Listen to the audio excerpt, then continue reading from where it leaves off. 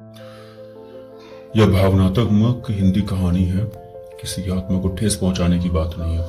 कहानी का नाम है माँ का आंचल।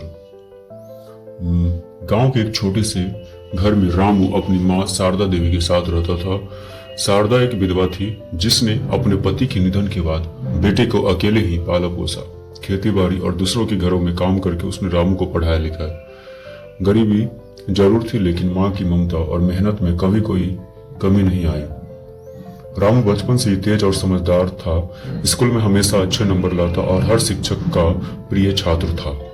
माँ की आंखों में बस एक ही सपना था, मेरा बेटा बड़ा आदमी बनेगा। रामू भी जानता था कि उसकी माँ ने कितनी मेहनत की है और वह हमेशा कहता, माँ एक दिन मैं तुम्हें शहर के सबसे बड़े घर में रखूंगा। समय बीतता गया। रामू ने गांव के स्कूल से पढ़ाई पूरी की और शहर की एक यूनिवर्सिटी में दाखिला लिया। माँ ने खेत बेच दिए, गहने गिरवी रख दिए, लेकिन बेटे की पढ़ाई में कोई कमी नहीं आने दी। शहर जाकर रामू का जीवन बदल गया। नई दुनिया, नए दोस्त, नए ख्वाब। धीरे धीरे वह शहर के माहौल में ढलने लगा। माँ को खेत लिखना कम हो गया, फोन भी हफ्तों बाद आता। शारदा रोज शाम को छत पर बैठती, आसमान की ओर देखती और सोचती, आज रामू का फोन आएगा। लेकिन दिन बीत जाते इंतजार ही रह जाता। कुछ साल बाद रामू ने पढ़ाई पूरी की और एक बड़ी मल्टीनेशनल कंपनी में नौकरी लग गई। फिर वह वहीं का होकर रह गया। माँ को गांव में अकेले छोड़ दिया।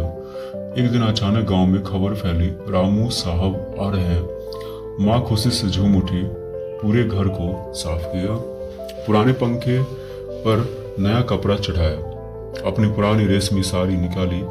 रामू कार से आया, उसके साथ उसकी पत्नी भी थी, रीचा नाम था उसका, एक मॉडर्न शहर की लड़की। माँ ने दोनों का स्वागत किया पर उसकी आंखों में कुछ उदासी भी थी।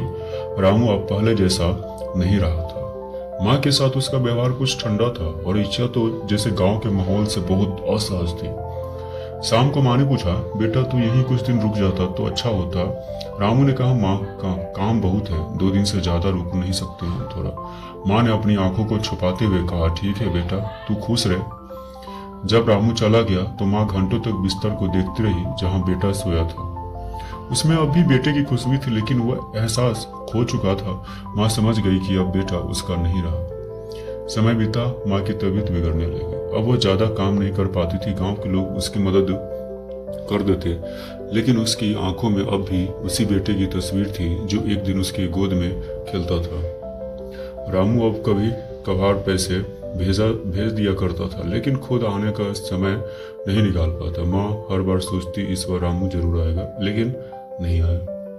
एक दिन शारदा को अस्पताल में भर्ती कराया गया। डॉक्टर ने कहा, इनके दिन गुने चुने हैं। गांव वालों ने रामू को फोन किया। रामू ने जवाब दिया, मैं बिजी हूँ, अगले हफ्ते आऊंगा, देखता हूँ कैसे क्या होता है। माँ ने सुना लेकिन कुछ नहीं कहा, बस चुपचाप आसमान की ओर देखने लगी। उस रात माँ अंतिम सांस ली। रामू जब गांव पहुंचा तब तक खत्म हो चुका था। माँ की चिता की राख भी ठंडी हो चुकी थी। बस एक चिट्ठी थी जो माँ ने उसके लिए लिखी थी, बेटा रामू, मैंने तुझे पालने के लिए सब कुछ छोड़ दिया, अपने सपने, अपनी जिंदगी, यहाँ तक कि अपने शरीर की ताकत भी। तुझे बड़ा आदमी बनाने के लिए मैंने हर दर्द झेला, लेकिन जब तू बड़ा हुआ तो तुझे माँ की जरूरत नहीं रही। मैं तुझसे नाराज नहीं हूँ बेटा, मैं कभी नाराज नहीं होती, बस एक ख्वाहिश थी कि आखिरी बार तेरी गोद में सिर रखकर सो जाऊं। अब जब यह चिट्ठी पढ़ रहा है तो समझ ले तेरी माँ तुझे माफ कर चुकी है। तेरी माँ। रामू फुट फुट कर रो पड़ा। उसके आंसू चिट्ठी को भिगो रहे थे लेकिन अब बहुत देर हो चुकी थी। अब क्या ही हो सकता था। इसीलिए जीते जी अपने माँ की कदर कर लेनी चाहिए कि इस दुनिया में माँ से बड़ा कोई नहीं होता। बहुत बहुत धन्यवाद।